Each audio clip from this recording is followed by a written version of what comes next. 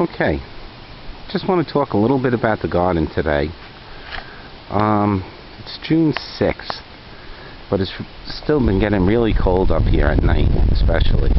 I mean, we've even got down into the upper 30s. So this doesn't help too much for things like corn and tomatoes.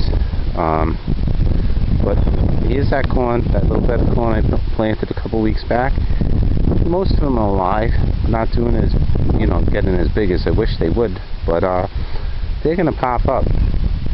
Those empty spots, I put some new seeds in there, and I'm going organic with it this year, so I didn't add any fertilizer. They got a ton of compost and some manure. Fertilizer really kicks them up. Corn's big on nitrogen.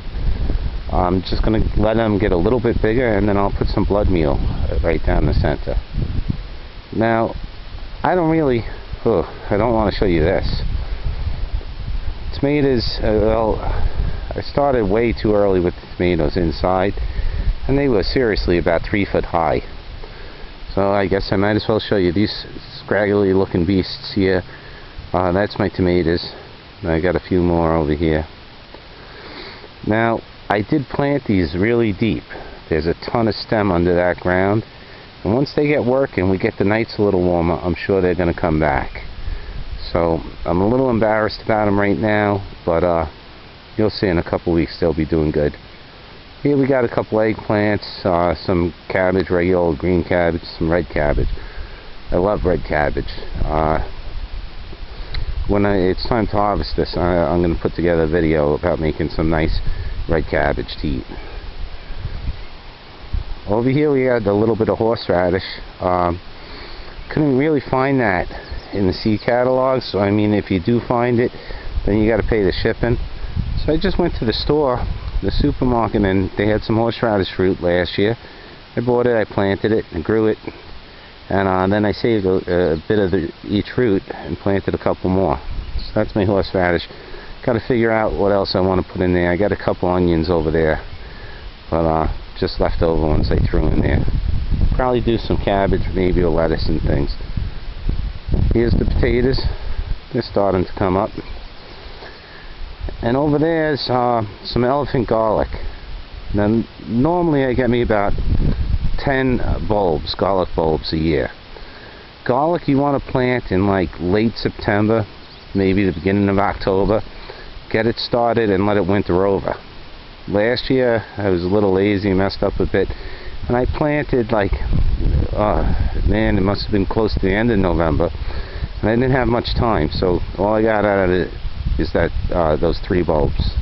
That's elephant garlic. It's really mild and really big. Cool thing to grow.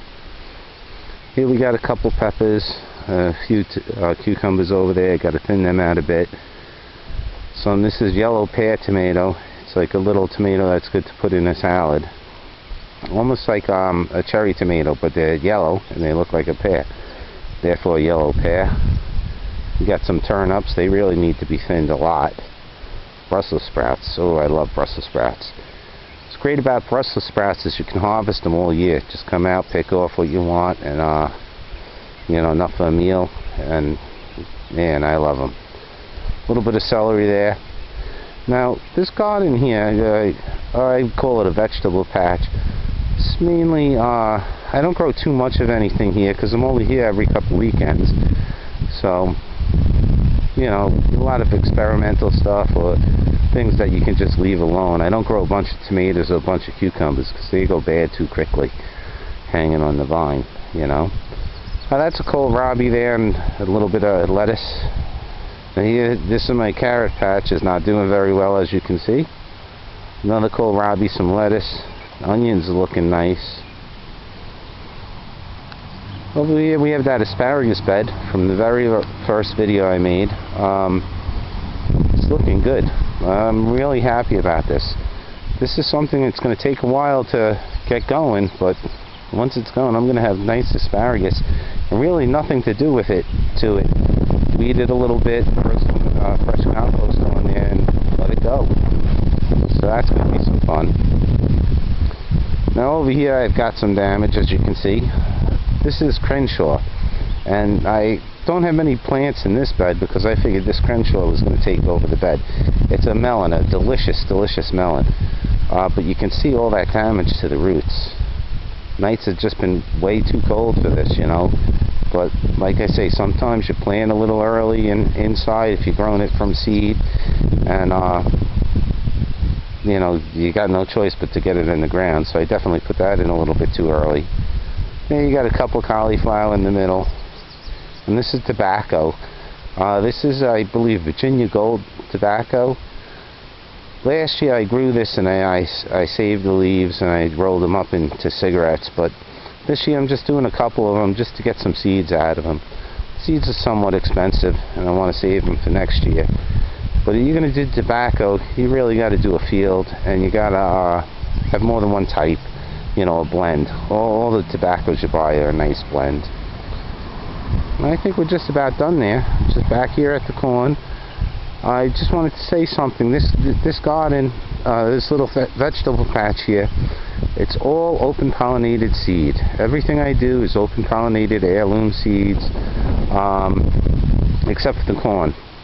Now I do quite often, I'll do golden bantam corn, and that's an open pollinated corn. But corn, I'll tell you, I don't know what you think about GMOs and all of this, but a hybrid corn, it's really the way to go if you want some nice corn for eating.